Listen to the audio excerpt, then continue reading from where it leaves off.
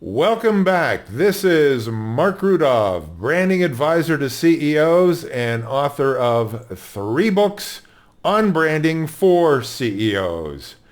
Intra Branding, Brand is Destiny, and Be Unique or Be Ignored. Have you read them? Why not? I want to continue the saga of DirecTV ousting Newsmax from the air. 13 million homes gone. I've already done 2 videos on this. Why it happened? The connection between Newsmax and CNN. And today, I want to talk about how Newsmax can fight AT&T. Now, maybe it's not a good idea to be fighting with a vendor that doesn't want to have you in the fold, but Newsmax needs these 13 million homes back. So it's very important. I told you before, this all centers around Donald Trump. It's not about conservatives per se. It's about Donald Trump because Fox News caters to conservatives also. It's still on the air and it will remain on the air. Why? Because Rupert Murdoch, who runs it, hates Donald Trump. I've already talked about this. Go back to watch the previous videos. So what can Newsmax do? It's already done a pretty good job of imploring its viewers to go after DirecTV, to disconnect from DirecTV. There are lots of viewers like this guy who sends in pictures to Newsmax of all of his disconnected DirecTV equipment. And also people are disconnecting from AT&T Cellular. They're so angry. I've written to the CEO of AT&T and the CEO of TPG Capital in San Francisco, which both own DirecTV. It's been over 2 weeks now. Newsmax is still off of DirecTV. So there's only one avenue left, and that's to go after the investors in AT&T. There are 2 kinds of investors. There are institutional investors, money managers, etc., and individuals. So let's think about that. Let's look, in fact, while we're on the subject, let's look at the stock price. Over the past 5 years, as you can see, today is February 9th, 2023. As of today, the stock over 5 years is down 30.4%. Not very good. I was once a stockholder in AT&T. I dumped it because it was going nowhere. Over the past year, the stock has gone up 45 cents, which is 2.4%. That's pretty lackluster. When it kicks in that you have these major defectors from DirecTV and from AT&T Cellular, I believe this is going to be a worse scenario. So the first thing I think of course, is go after the institutional investors. Well, let's look at the top 10. Lo and behold, the top one is Vanguard, which owns 8% of the stock, and then BlackRock, which owns 4.7% of the stock. It turns out that both of these money managers are involved in the World Economic Forum. The World Economic Forum, if you recall, wants you to own nothing, have no privacy, and to be happy. It wants to turn the entire world into a Marxist planet. And that's what it's all about.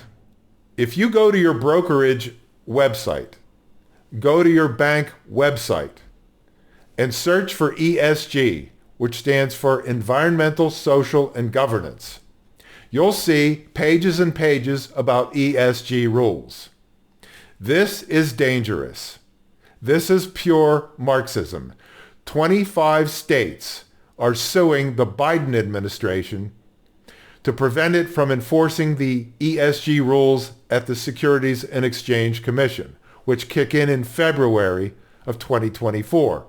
All these companies have to report Climate. What are you doing about climate? So the E, the environmental, is about climate change. If you're not down with climate change, you get a bad ESG score.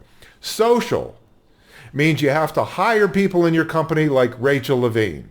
And governance means you have to put people like Rachel Levine on your board. If you don't do all of it, you get a low ESG score and you can't borrow money as a corporation. Individuals also will get ESG scores. So if you belong to MAGA, bad news. If you have a gas stove, if you drive a gas car, if you eat red meat, bad news. That's what's going to happen. It means you might not be able to get an apartment or a car loan or a mortgage. And this is serious. It's all over the World Economic Forum website.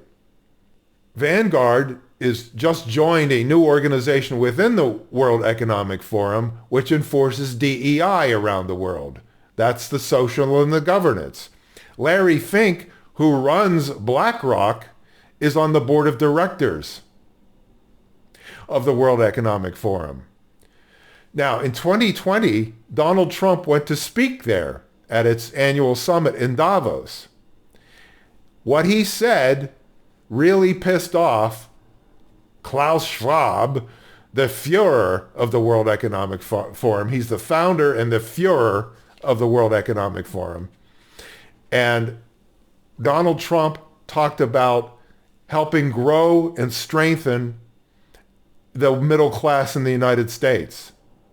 Increase prosperity. That is the antithesis of what the World Economic Forum wants. Watch. America's newfound prosperity is undeniable, unprecedented, and unmatched anywhere in the world.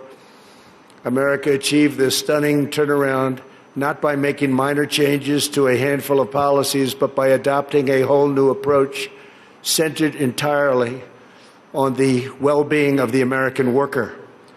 Every decision we make on taxes, trade, regulation, energy, immigration, education, and more is focused on improving the lives of everyday Americans. We are determined to create the highest standard of living that anyone can imagine. And right now, that's what we're doing for our workers, the highest in the world. And we're determined to ensure that the working and middle class reap the largest gains. A nation's highest duty is to its own citizens. Now you can understand a little bit more about what's happening. People who are involved in AT&T and DirecTV are involved in the World Economic Forum. And Donald Trump is on the number one enemy list. As I said before, this is all about Donald Trump. So this leaves the individual investor. Newsmax has to get the individual AT&T investor on Newsmax's side. So when it goes on the air, instead of just saying, call AT&T because you want to disconnect from DirecTV or you want to disconnect your cell phone, there's another step now. You have to go after the individual AT&T investor. These individual investors now have to go after Vanguard and BlackRock. That's a big challenge, but it has to be done. The other thing is, on April 28th of this year, 2023, AT&T will have its annual stockholders meeting. Individual investors have to get involved in that. They have to show up where this meeting is, and they have to start challenging the board of directors at this meeting. They must get Newsmax on the agenda of the AT&T annual stockholders meeting, April 28th, 2023. So if Newsmax can convince individual investors to go after AT&T and to go after BlackRock and Vanguard, I believe that is the only way to turn this around, because it's been over 2 weeks now and AT&T and DirecTV have not budged at all. They're very happy. You have half of Congress attacking AT&T. It's not making a dent. The last straw is the investor. So that's my advice to Newsmax. Go after the individual investors.